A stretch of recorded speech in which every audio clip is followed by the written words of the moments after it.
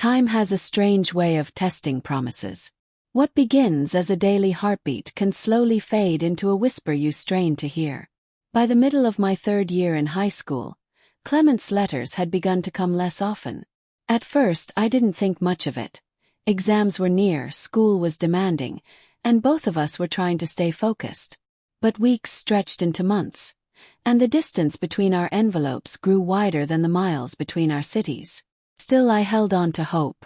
Every time the postmistress called my name, I'd run, heart racing, praying to see that familiar blue envelope. And when one finally came, even if it was late, all was forgiven. I'd open it gently, breathing in the faint scent of ink and cologne, my heart melting with every word. But something in his tone had changed. The letters were shorter now. Fewer stories, fewer jokes, fewer I miss yous. Sometimes he'd write, "Things are busy here, but I'm fine." And that was all. One afternoon, sitting on my bunk bed, I reread his old letters, the ones filled with long paragraphs and playful drawings, full of excitement and warmth. The new ones felt different, distant. Maybe he's just growing up, I told myself. Maybe love also has seasons. During the midterm break, I went home hoping to see him, to feel that connection again. But Clement was nowhere to be found. His mother told me he had gone to visit relatives in another town. I smiled politely, hiding the sting in my chest. The evenings felt empty without him. I'd sit outside, listening to the crickets, remembering his laughter, that quiet confidence that once filled every silence. Now, all I had was silence itself. Back at school, I tried to focus. I told myself not to wait too much, not to expect too much.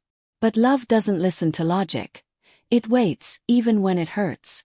Then one day, as I sat under the jacaranda tree during prep break, Lydia said softly, "Natasha, sometimes when people drift, it's not because they stop caring. Life just pulls them in different directions." Her words were kind, but they made my throat tighten. When the next term ended, Clement finally wrote again. The envelope was thinner, the letter shorter, but the last line pierced through me like a blade.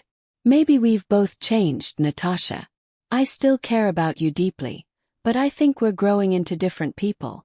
I read that line over and over, tears falling onto the paper, smudging the ink. That was the first time I realized that love could fade. Not because of betrayal or anger, but simply because people change. I folded the letter and placed it carefully in the box where I kept all the others. My little time capsule of first love. That night, I didn't cry for long. I just lay awake, staring at the ceiling, letting memories wash over me. The laughter, the letters, the dreams. They had all been real. But maybe some loves aren't meant to last forever. Maybe they're meant to teach us how to feel. The seasons had changed, and so had we.